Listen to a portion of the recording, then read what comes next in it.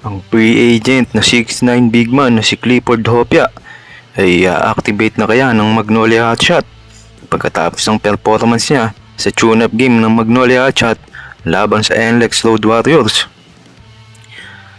Ano sa tingin nyo mga ka-hotshot? Pwede bang isama sa roster ng Magnolia si Clifford Hopia? Si Clifford Hopia ay nagta-tryout nga sa Magnolia Hotshot.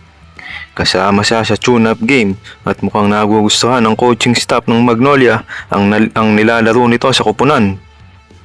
Malaki at mahaba at may pagkakataong patunayan ng kanyang halaga sa hotshot kung mapibigyan ng pagkakataon. Ano sa tingin nyo mga idol?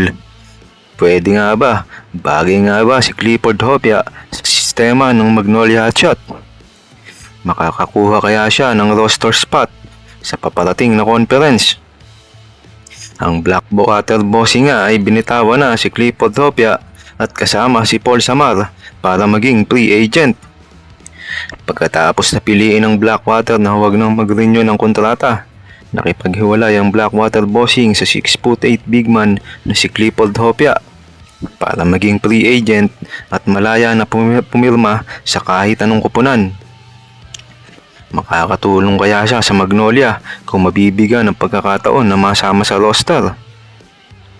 At sa kabilang banda naman, bumisita nga si Alvin Tolentino sa tune-up game ng Magnolia Hotshot at nanood ito. Hudyat na kaya ito ng buyout ng Magnolia sa kanyang kontrata sa KBL para makapaglaro sa Magnolia. Una ngang nakita si Alvin Tolentino sa laban ng Meralco at Magnolia bago siya na-trade papuntang Magnolia. Sa pagbisita niya sa tune-up game ng Magnolia ay nabuhayan ng mga tagahanga ng hotshot. May pag-asa ng makalaro si Alvin Tolentino sa Magnolia. Dahil ano nga ba naman ang gagawin ng isang Alvin Tolentino sa tune-up game na iyon kung walang dahilan? Namataan pa nga na parang pumasok ito sa dugout sa nasabing tune-up game.